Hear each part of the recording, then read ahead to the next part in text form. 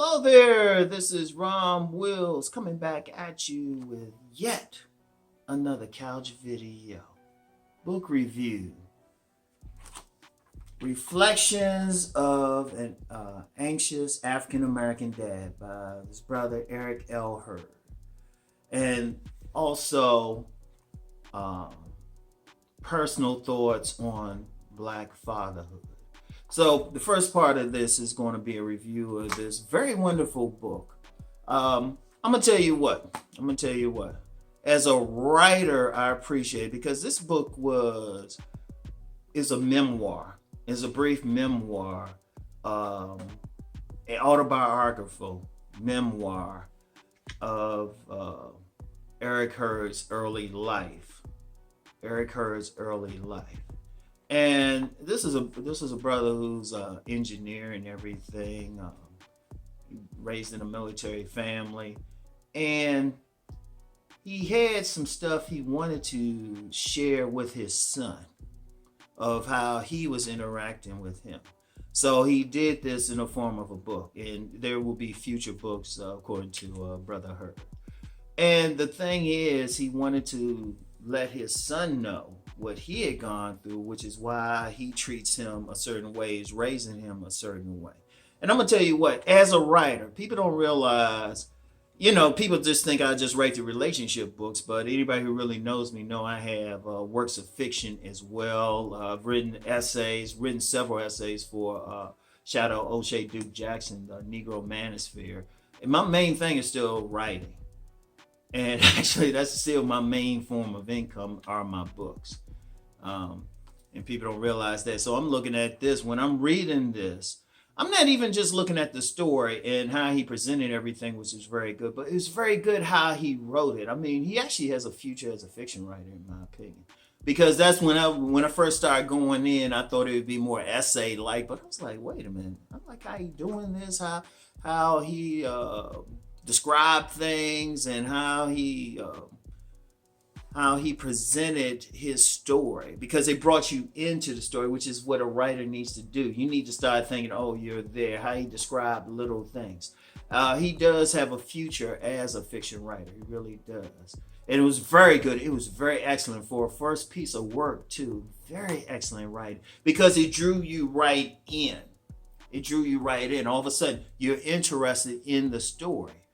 And he's talking about some of the things he went through, and I mean he got into some deep stuff. He touched on stuff like colorism, obvious racism, the segregation that was still existing around that period. He was talking in the 70s, 80s.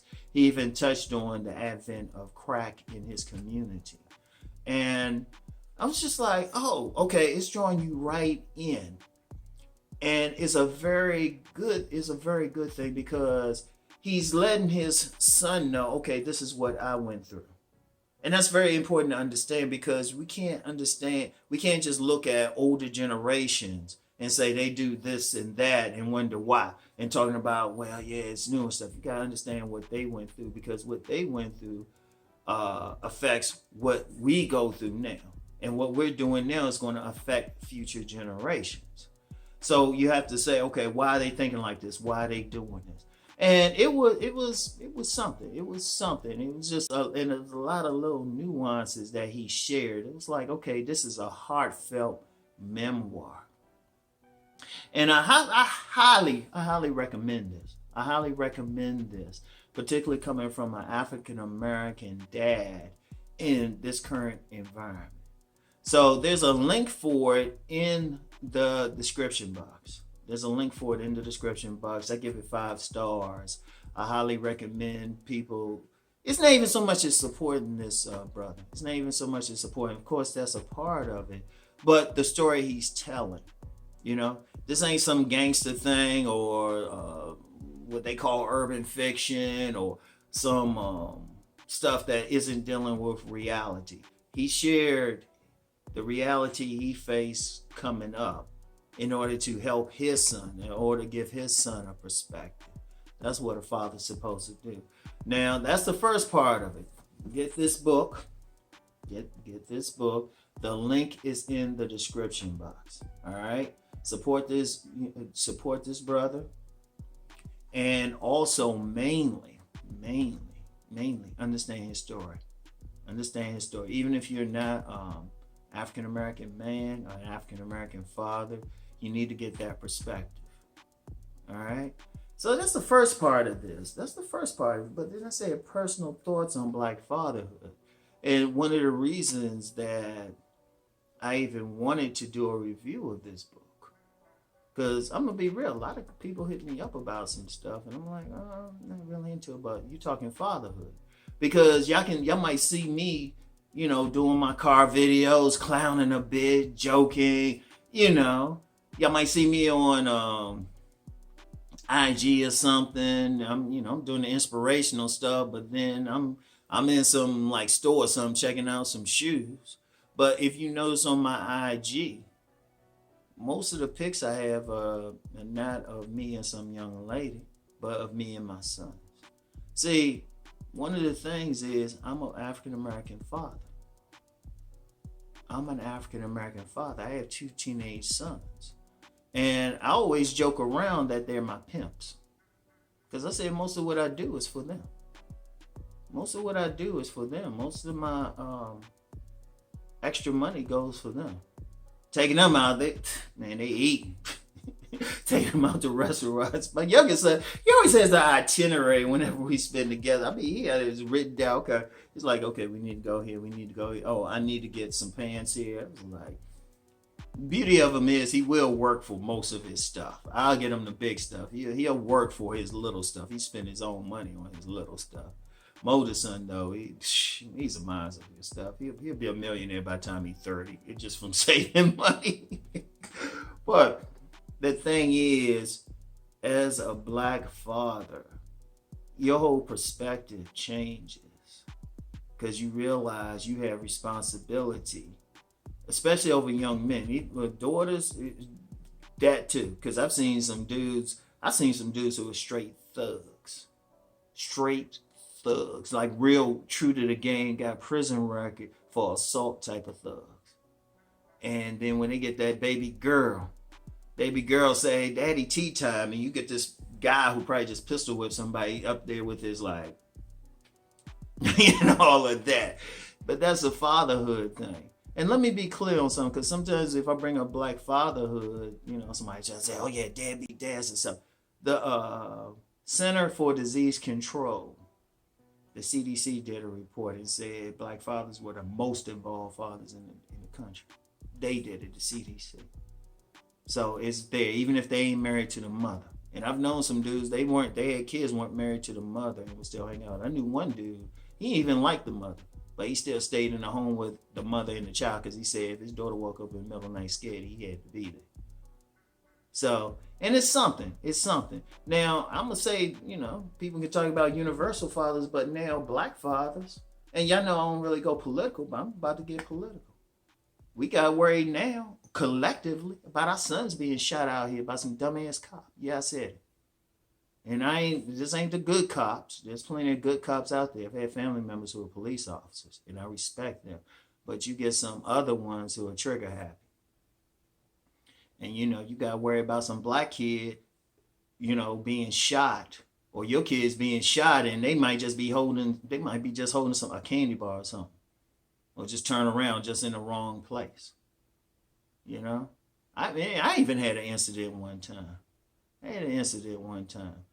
I was sitting, I'm sitting in my place chilling and something, and, I had a cop knock on my door, and they said, apparently some young brothers had yelled something at some women, and they were driving a car that was the same color as mine. They ran the place and everything came by. And I just looked at him like he was crazy. I said, at the time, my sons didn't have licenses. This is when they were young. I said, they don't have licenses and everything. And I just looked at them and dared them to do something. But you got to think about that. What if they walking along and they just happen to look like somebody? Or, you got somebody, or you had that incident, I think it was down in North Carolina, where you going to get some adult white man's going to be pushing some young brother just walking through the hood. If my sons came back and said some older guy just pushed him, I'll catch a case. I'm just saying. And I don't mind. I'll just be straight up. Let somebody touch my child. But a father's going to think that way. A father is going to think that way because and that's regardless of race, but especially in this country now, especially in this country, you real concerned about every little thing. Every little thing. How many fathers have to tell their sons, well, maybe you can't do that. You got to be protected. You got to do that. You got to worry about that. Seriously. And it's something all the time. It's something all the time. You got to be concerned.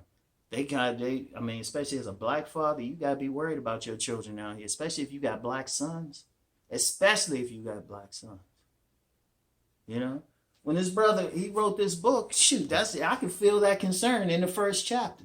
He's concerned about how his son, in protecting his son. Because some of the stuff we doing, we protecting our sons. And we got to be serious about this. You know? And it's like you don't really understand until you are a father. When you're a father, it's a totally different thing. When you don't have children or anything, yeah, you got a certain attitude about stuff, but when it changes up, please. Seriously. All of a sudden, your whole mindset changes. Your whole mindset changes. Because you're responsible for someone else. And especially you're a black father in this country. Especially. Shit. So, I mean, there's some serious stuff. And, I mean, I could probably do a whole lot more on this. I need to do a whole lot more. I need to do a whole lot more, but I need to almost separate it. I really need to separate it from this. Indeed, that's why a lot of what I do now ain't even about getting women. It's about being a proxy mentor to a lot of young black men. Now, I know I got men of other cultures, young men of other cultures, and I appreciate that. But I got to be really concerned, where some, young man just walking down the street, just chilling or something, and you get some trigger happy cop. Or even some individual going to jump on, and they just jogging through the neighborhood or something.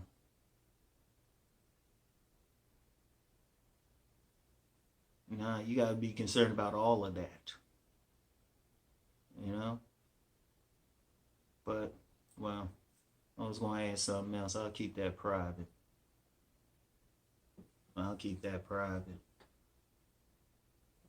So, yeah, so it's something. It's something. I'm going to calm down now because I was about to get into a full-blown rant. But I'll just say this. Support this guy here. Support this brother, Eric L. Hurd. This is a very important piece. And support any literature that's really addressing that issue. Because, forget that thing. Forget that game thing. Because what happens when you get past it? All of a sudden you got a child in the world. Especially your black father in the current environment that we have. You got you got to worry about your children. You got to worry about who exploits the death of those children. Don't get me started on certain heads of an organization. Don't get me started there. But exploiting that. So you got to be concerned about all of this. So support that. I'll just end it right here. Just support this brother. Check out his book. The link is in the description box. And for the black fathers out there, salute. I know it's a tough job. It really is. Because they ain't just raised them and all of that. You got to worry about extra stuff. And some of y'all in some position where you're in places where you have to be concerned. And let's not even get into the ones, because me and my co-parent are cool. I have I can have my sons 7 days a week if I need to. We share custody and everything, but I got unlimited. It's not quarter. It's not like, oh, you're going to get them 3 days a week. I see them about 5 days a week. I see them 5 days a week, and just training them, just training them. And I know other fathers out there doing a little bit of extra work and extra jobs and everything. So salute to all of y'all, because I know it's a different thing. No disrespect to fathers of other cultures and everything, but it's really something if you're a black father. All right. So anyway, that's all I have for today. Get back with y'all later. Peace.